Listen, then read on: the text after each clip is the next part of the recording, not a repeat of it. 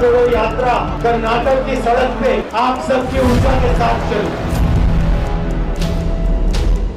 Hello friends, मैं हूं अंकुश और आपको ये तो पता ही होगा कि 28 दिसंबर 1885 को कांग्रेस का जन्म हुआ था और उसके लगभग 100 सालों बाद 6 अप्रैल 1980 को बीजेपी यानी भारतीय जनता पार्टी का जन्म हुआ।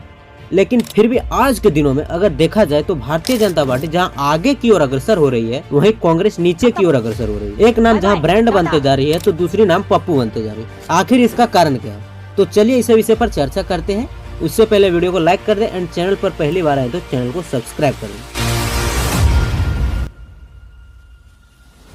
तो दोस्तों, अगर कांग्रेस की पूरी शासनकाल देखा जाए तो 15 अगस्त 1947 को भारत की आजादी के साथ ही पंडित जवाहरलाल नेहरू देश के पहले प्रधानमंत्री बने थे। उसके बाद कुल मिलाकर 29 साल 7 महीने और 9 दिन यानी 1947 से लेकर 1977 तक कांग्रेस पार्टी की सरकार ने देश पर राज किया। इस दौरान पंडित जवाहरलाल नेहरू, गुलजारी लाल नंदा, लाल बहादुर शास्त्री और उसके साथ इंदिरा गांधी देश की प्रधानमंत्री रही।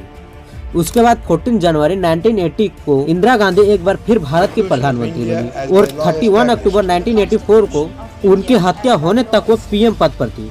उसके बाद इंदिरा गांधी की हत्या के बाद उनके बेटे राजीव गांधी को देश का प्रधानमंत्री बनाया गया, जिनका कार्यकाल 2 दिसंबर 1989 तक रहा। फिर कांग्रेस की सरकार 1991 में एक बार फिर लौटी, जब 21 जून को पीवी नरसिम्हा राव को देश का प्रधानमंत्री बनाया गया। वो 4 साल 10 महीने और 26 दिन तक भारत के प्रधानमंत्री रहे। और अब देखा जाए तो कांग्रेस के सबसे हालिया सरकार मनमोहन सिंह के नेतृत्व वाली रही, जिसने देश पर 10 साल और 4 महीने राज किया।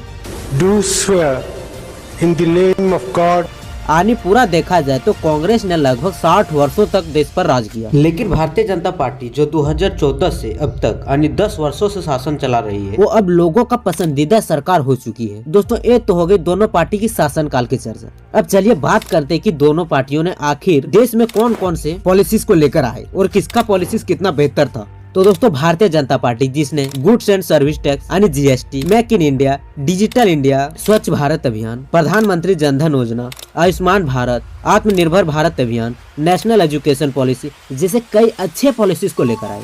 वहीं अगर कांग्रेस की बात की जाए तो उसने independence movement, socialist policies and 5 years plan, land reformers, green revolution, nationalisation of bank जैसे पॉलिसीज को लेकर आए। लेकिन फिर भी पॉलिसीज के मामले में अगर अच्छी तरह से देखा जाए तो बीजेपी कांग्रेस से आगे निकलते जा रही है। अब चलते हैं हम लोग इन सारी बातों को छोड़कर देखते हैं कि आखिरकार कांग्रेस अभी तक क्या गलतियां कर रही है जिसके कारण वो पीछे की ओर जा रही है, वहीं बीजेपी क्या अच्छे कामों को कर रही है जो जिसके कारण वो आगे तक जा रही है। तो दोस्तों, राहुल गांधी जो कि अभी के टाइम में कांग्रेस का हेड लीडर है, वो 2000 ईस्वी में 30 वर्ष के थे। यदि वो चाहते तो उस समय में वो किसी स्टेट के चीफ मिनिस्टर बनते, जिससे उनको एक्सपीरियंस भी आती और वहाँ वो अच्छी काम करके अपनी नाम को भी ऊपर ले जा सकते थे।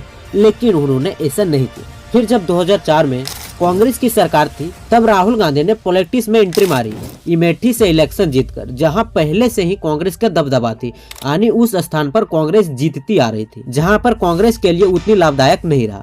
वहीं अगर पीएम मोदी की बात की जाए तो उन्होंने गुजरात में 12 साल और 7 महीने तक सीएम के पद पर थे, जो कि उसके लिए एक बहुत ही बड़ी उपलब्धि थी। उसके बाद उन्होंने पीएम के पद पर दाव लगाई, जिससे लोगों को लगा कि ये नेता पीएम बनने लायक, बिकॉज ये अच्छे कामों को करते आ रहे हैं, जिससे गुजरात की जनता इसे हर बार जिताती आ रही है।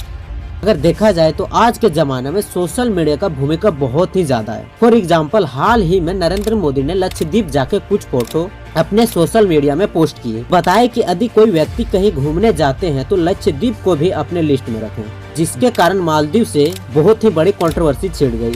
मालदीव सरकार को भारी नुकसान सहनी पड़ी और वहीं लक्षद्वीप में घूमने वाले लोगों की संख्या में बहुत ज्यादा वृद्धि हो गई। इससे यह हुआ कि वहां पे भी नरेंद्र मोदी ने अपनी डंका बजा दी और ये सब पॉसिबल हुआ केवल सोशल मीडिया में एक्टिव रहने के कारण। और वहीं अगर देखा जाए तो Congress leader Rahul Gandhi social media पर बहुत ही कम एक्टिव रहते हैं और यदि उसे सरकार से कोई शिकायत करने को रहता है तो ट्विटर पे एक ट्वीट करके शांत लगा देते, जिससे उसे बड़ी उपलब्धि हाथ नहीं लगती। वही शिकायत को यदि वो पूरी व्याख्या के साथ चर्चा में लाते तो कुछ हाथ आ जाता, लेकिन राहुल गांधी ऐसा तो करते नहीं। तो दोस्तों, मैंने कांग्रेस की कुछ गलतियां को व्याख्या करने का कोशिश किया हूँ और बीजेपी के कुछ अच्छे कार्यों को आपके सामने रखा हूँ। और आपको बता दें कि आने वाला वीडियो इससे भी इंटरेस्टिंग होगा। तो मिलते हैं किसी नेक्स्ट वीडियो में, तब तक के लिए जय हिंद, वंदे मातरम।